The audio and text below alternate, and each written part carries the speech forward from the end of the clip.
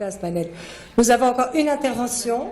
Voilà. Pauline Ambrogi, qui est docteur en histoire et qui va conclure la journée.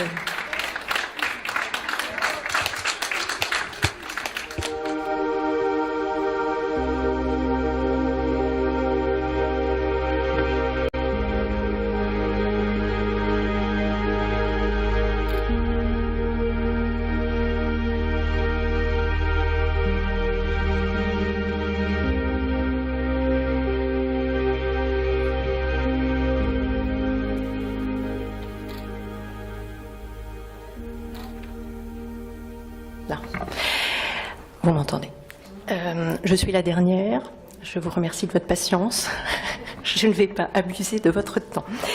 Je remercie Anne-Claire, notre présidente de MMM, de m'avoir donné la parole aujourd'hui. C'est très important, je crois, de continuer, de conclure en parlant de ce travail que je fais pour MMM.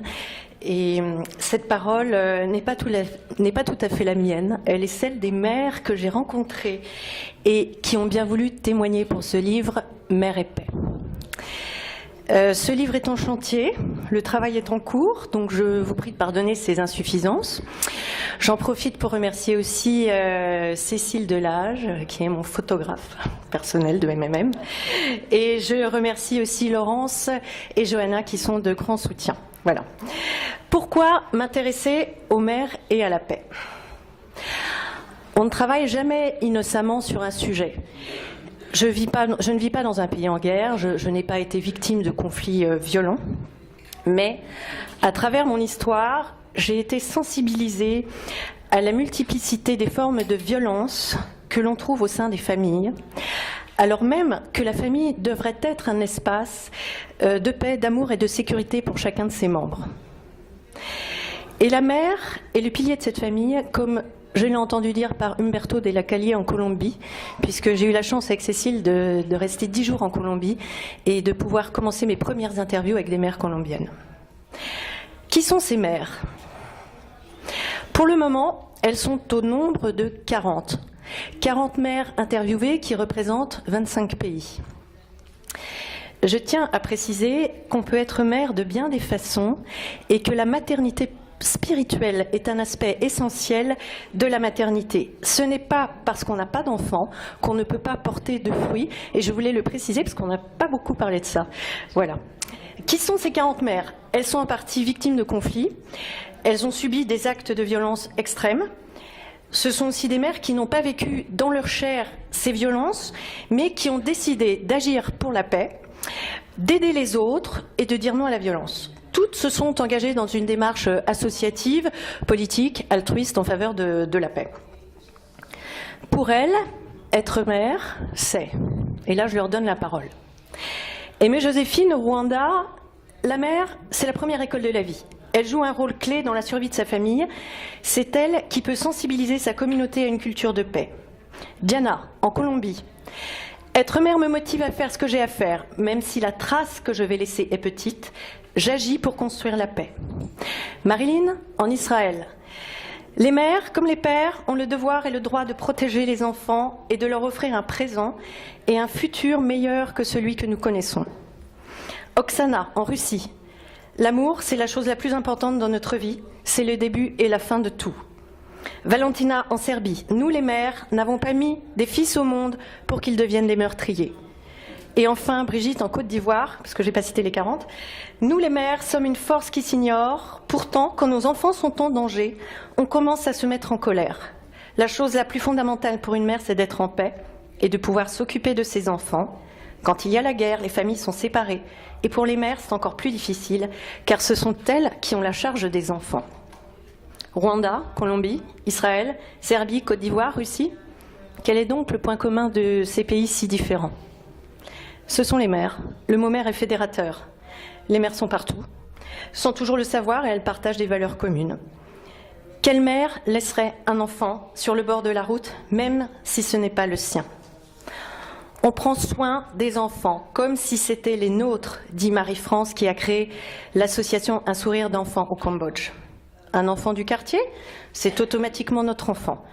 On peut lui dire non, ne fais pas ça, ne traverse pas la rue, attends chez moi jusqu'à ce que ta mère vienne te chercher, affirme Brigitte en Côte d'Ivoire.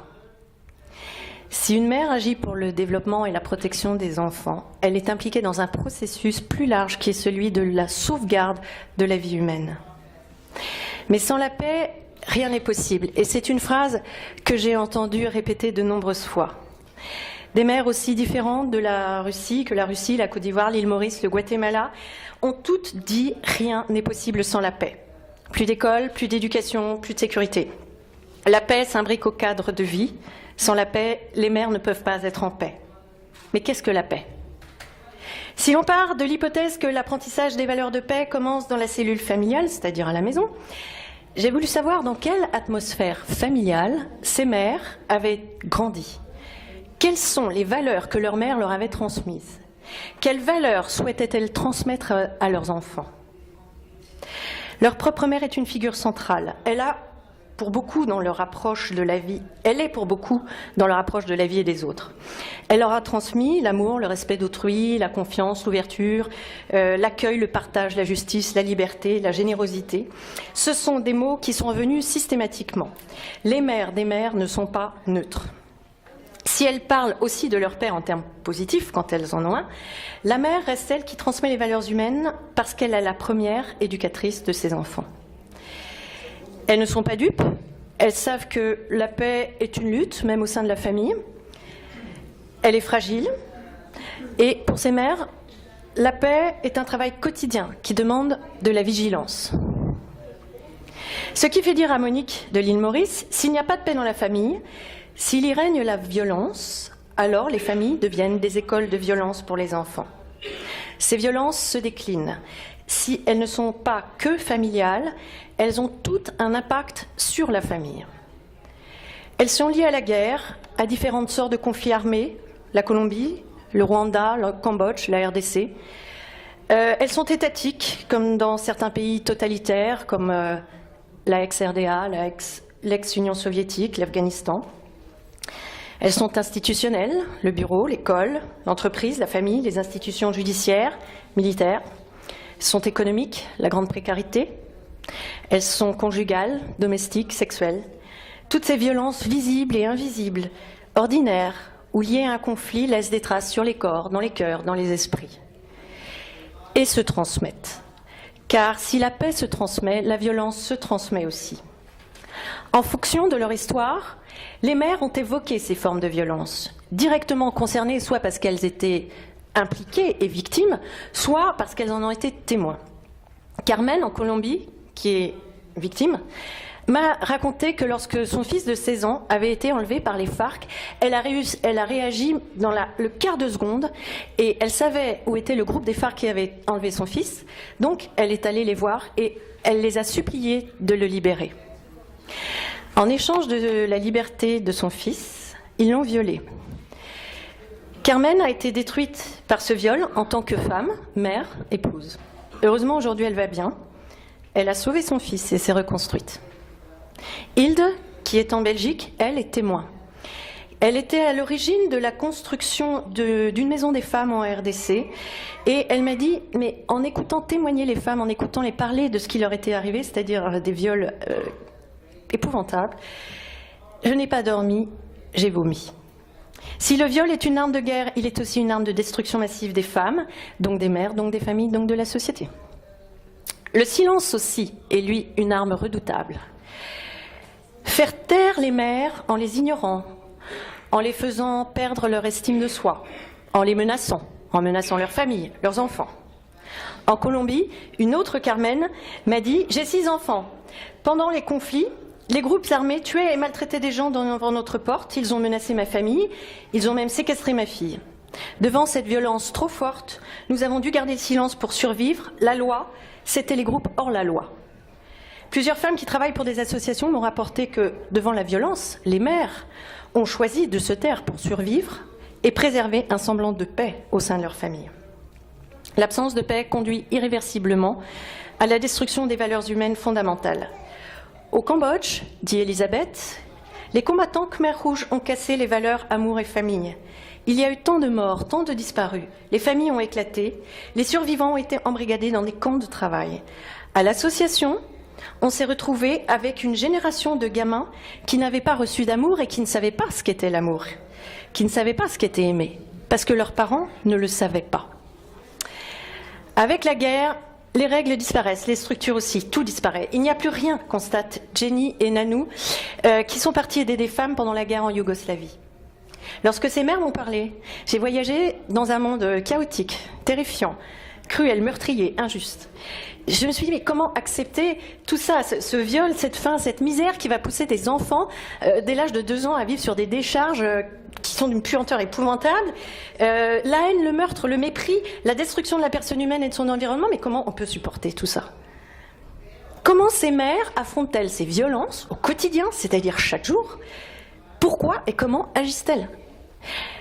Il m'a semblé qu'elles ne renonçaient pas. Dans les 40 mères je parle des 40 mères que j'ai interviewées, elles ne renoncent pas.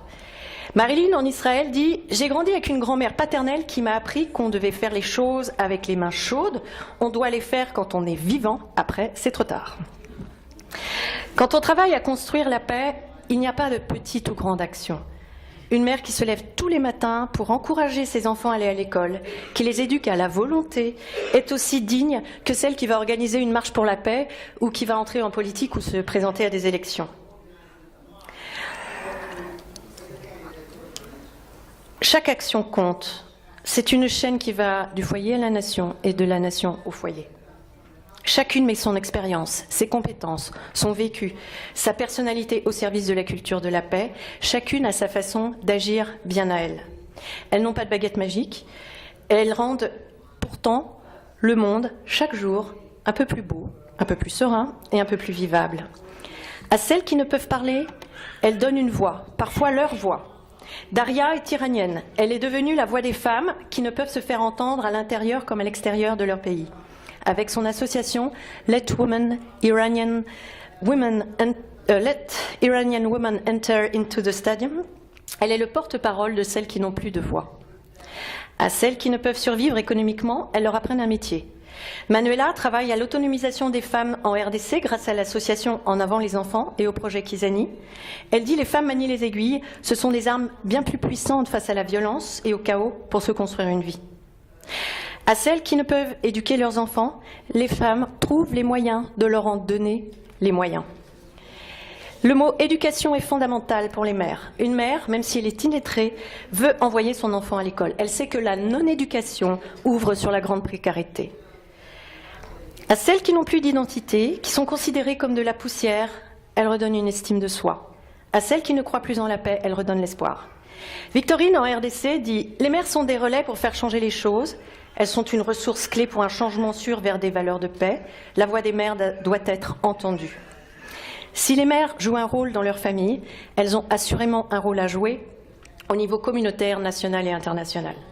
En France, Elisabeth constate « Les femmes sont capables d'établir des ponts entre les différentes cultures et les différentes religions. » À l'hôpital Hadassah, en Jérusalem, Muriel observe devant la souffrance de leur enfant, les mères, qu'elles soient palestiniennes ou israéliennes, se parlent.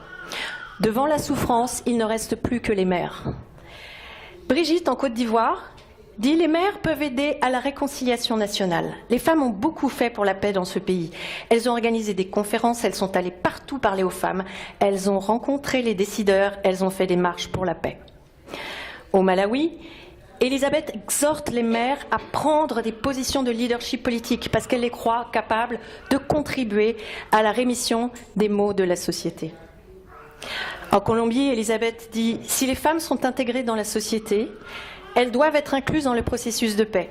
Le gouvernement doit entendre leurs demandes spécifiques. » Anna Kaminski, que j'ai rencontrée et qui est née en ex-RDA, est la directrice de la Fondation pour l'étude de la dictature communiste. Elle a insisté sur ce que les femmes peuvent apporter de spécifique au travail de la mémoire et de la reconstruction de la vérité historique, soulignant que la mémoire historique est en général masculine.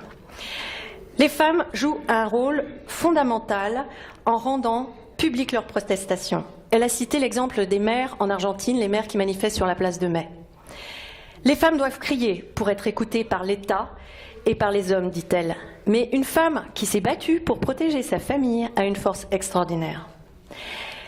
Les mères sont le premier rempart et le dernier rempart à la violence. Le premier, parce qu'elles sont les premières à éduquer les enfants aux valeurs de la paix, du respect, de l'amour et de la bienveillance. Le dernier, parce que lorsqu'il n'y a plus rien et plus personne, c'est encore la mère qui est présente. Les mères ne craignent pas de transgresser les lois et les coutumes quand il s'agit de sauver la vie de leurs enfants. Pour conclure, je dirais, et l'homme dans tout ça? Les propos du livre ne sont pas d'idéaliser la mère, nous avons énormément de défauts et toutes les mères ne sont pas parfaites, loin de là. Et donc de faire comme si les pères étaient absents, n'existaient pas. Donc on n'est pas mieux que les hommes, nous sommes simplement différentes. Toutefois, il est vrai, comme le dit Monique, qui vit à l'île Maurice, les hommes sont au hit-parade des problèmes de la société. J'ai beaucoup aimé le mot hit-parade.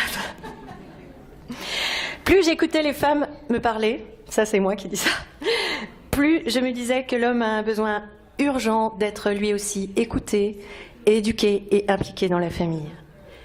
Il faut montrer aux hommes que la femme est leur partenaire. Nous marchons côte à côte, insiste Victorine en RDC.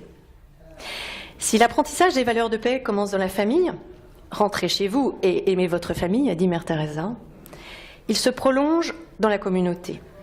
Irina Bokova, qui a été directrice générale de l'UNESCO, a déclaré « La paix n'est pas synonyme d'absence de guerre, mais signifie vivre ensemble dans nos différences de sexe, de race, de langue, de religion et de culture, tout en promouvant le respect universel de la justice et des droits de l'homme, deux principes sur lesquels se fonde cette coexistence. » Je vous remercie et j'attends de passer à 50 témoignages maintenant.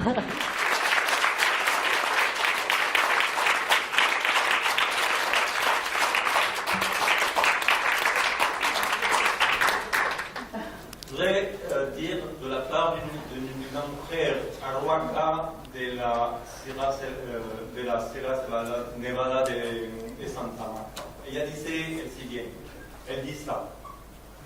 La femme est l'expression la plus simple et suprême de la tradition.